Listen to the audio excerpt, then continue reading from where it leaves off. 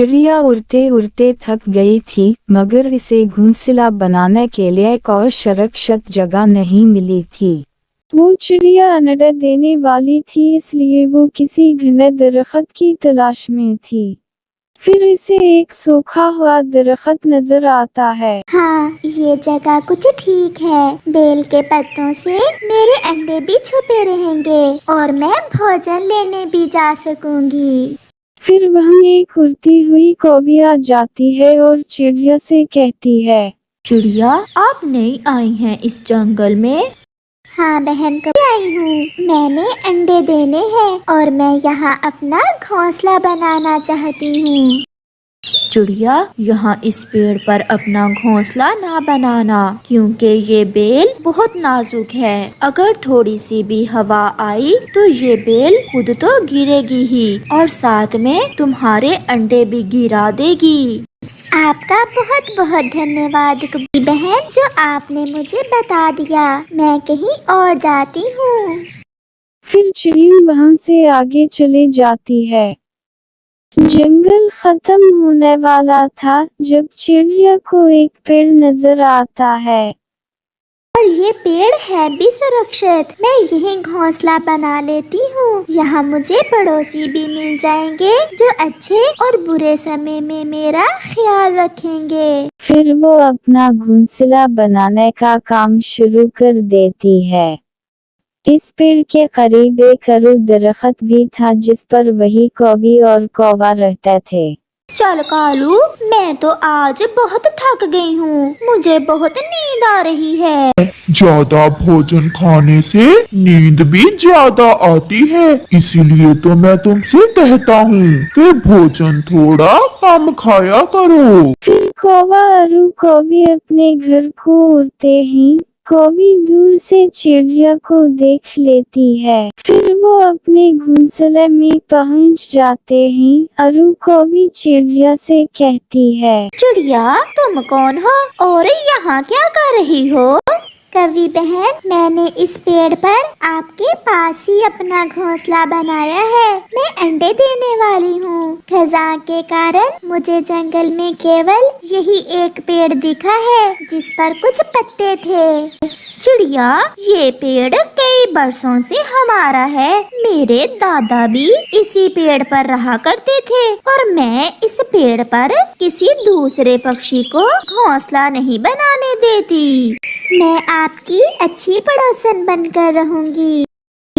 मगर आज तुम अंडे दोगी और कल इन अंडों में से छोटे छोटे चूं चूं करते बच्चे निकलेंगे जो मुझे सारी सारी रात सोने नहीं देंगे। तुम ये अपना घोंसला उठाओ और कहीं और ले जाओ। गोरी, अगर बना ही लिया है बेचारी ने घोंसला तो गुजार लेने दो 2-4 दिन, क्या जाता है तुम्हारा। जो मैंने कहा है करो। मेरे पति की तरफ बिटर बिटर कर ना देखो, आंखें नीची करो अपनी। कवि बहन, आज की रात तो मुझे गुजार लेने दे। सुबह होते ही मैं चली जाऊंगी यहाँ से। सुबह मेरे उठने से पहले पहले अगर तुम यहाँ से ना गई तो मैं तुम्हें और तुम्हारे घोंसले को नदी में फेंक दूंगी। ये कहने के बाद गोरी कौवी सो जाती है। कालू कौवा को चिड़िया से हमदर्दी तो थी, लेकिन इनकी बीवी के आगे किया चलती थी। फिर वो भी सो जाता है। फिर चिड़िया सारी रात आसमान की तरफ देखती रहती है। आधी रात गुजारने के बाद चिड़िया को पीठ में दर्द होने लगता है। इसे पता चल जाता है कि वो अंडों की मां बनने वाली है। अंडे पैदा करने के बाद इसकी तकलीफ दूर हो जाती है। चिड़िया थकी हुई होती है और सो जाती है। फिर सुबह हो जाती है और चिड़िया अभी भी कौवी की मेहनत करती है। मैंने रात को 2 अंडे दिए हैं। तो क्या मैं फ्राई करके खा लूं तुम्हारे अंडे? तुम ये चाहती हो? दफा हो जाओ यहाँ से। अंडे दिए हैं तो मैं क्या करूं? घोंसला और अपने अंडे दोनों उठाकर चली जाओ। फिर दोनों कौवी अरू कौवा अपना रुख फेर लेते ही चिड़िया समझ जाती है कि अब वो इसे यहाँ नहीं रहने देता। चिड़िया अकेली थी और इनसे लड़ भी नहीं सकती थी। फिर वो अपना घोंसला और अंडे उठाकर वहां से चली जाती है। थोड़ी देर उड़ने के बाद जंगल खत्म हो जाता है और इंसानों की बस्ती शुरू हो जाती है। अब चिड़िया बेचारी क्या करती, वापस भी तो नहीं जा सकती थी। वो उसी इंसानों की बस्ती के एक घर की खिड़की में बैठ जाती है। फिर चिड़िया की नजर एक रोशनदान पर पड़ती है तो वो उसी रोशनदान में जाकर बैठ जाती है। फिर चिड़िया ने देखा कि किसान की बीवी रसोई में खाना बना रही थी। खाने की खुशबू से चिड़िया की भूख और बढ़ जाती है। फिर वो खाना ढूंढने के लिए अपने घोंसले से उड़ती है। फिर इसे एक रोटी का पड़ा हुआ सूखा टुकड़ा मिल जाता है। चिड़िया ये टुकड़ा उठाकर वापस घोंसले में चली जाती है और इसे पानी में भिगोकर खा लेती है।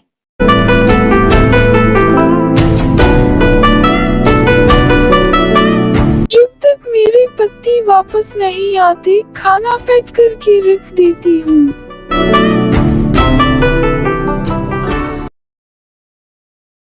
फिर रात हो जाती है और इसके शौहर वापस आ जाते हैं। जनाब, आज आपके लिए मजेदार चिकन का सालन और रोटी बना है। आप इससे लतीफानदूज हूँ। खाना बहुत लजीज था, आपका शुक्रिया। फिर वो खाना खाने के बाद सोने की तैयारी करते हैं।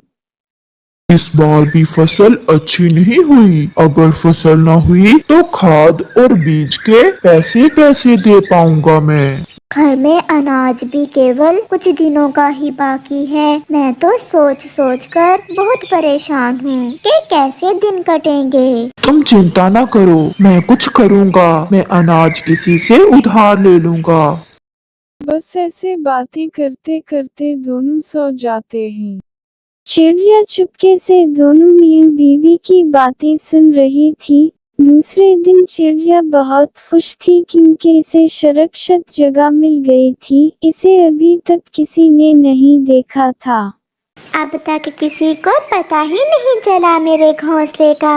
ऐसे ही 2-4 दिन गुजर जाए तो फिर मेरे अंडों से बच्चे निकल आएंगे और मैं उन्हें लेकर उड़ जाऊंगी। ऐसा सोचते हुए चिड़िया भोजन लेने चली जाती है।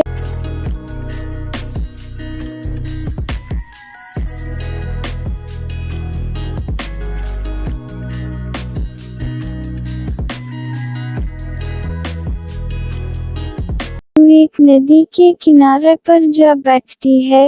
वहाँ इसे एक चमकती हुई चीज नजर आती है। वो इसे उठा लेती है और फिर अपने घोंसले में आकर इसे रख देती है। मैंने तो यहाँ अभी सफा की थी, तो ये तनके कहाँ से आ गए? फिर सूर्या की नजर चिड़िया के घोंसले पर पड़ जाती है। वो इसे उठने के लिए सीढ़ी पर ऊपर जाती है। फिर जब देखती है इसमें अंडे ही तो इसे रहम आ जाता है। वो इसे नहीं उठा पाती। फिर वो नीचे उतर आती है। फिर शाम हो जाती है। चिड़िया भी वापस अपने घोंसले में आ जाती है और वही चमकती चीज अपने घोंसले में सजा लेती है। ऐसे ही कई दिन गुजर जाते हैं। फिर कुछ दिन बाद चिड़िया के बच्चे निकल आते हैं और थोड़ा बहुत उड़ना शुरू कर देते हैं। एक दिन सबा चिड़िया अपने बच्चों को लेकर सुरक्षित वहां से उड़ जाती है। एक माँ ने कितनी मुश्किल से अपने बच्चों को पालकर उड़ने के काबिल बनाया। चिड़िया बहुत खुश थी। किसान की बीवी चिड़िया को घोंसले से उड़ते हुए देख रही थी। फिर वो अपने पति से कहती है, सुनिए जी, चिड़िया अंडों से बच्चे निकाल कर चली गई है। आजा वो घोंसला तो हटा दें। मैं अभी हटा देता हूँ। फिर वो सीढ़ी पर चढ़कर जैसे ही घोंसला नीचे फेंकता है वो चमकती हुई चीज सूर्या के पाँव के पास जा गिरती है। क्या चीज गिरी है चिड़िया के घोंसले से? फिर इसके पत्ते करीब आकर देखते हैं। ये तो कीमती मोती है, हमारे दिन बदल गए। वो चिड़िया नहीं, कोई देवी थी हमारे लिए। अब हमारे सारे दुख खत्म हुए।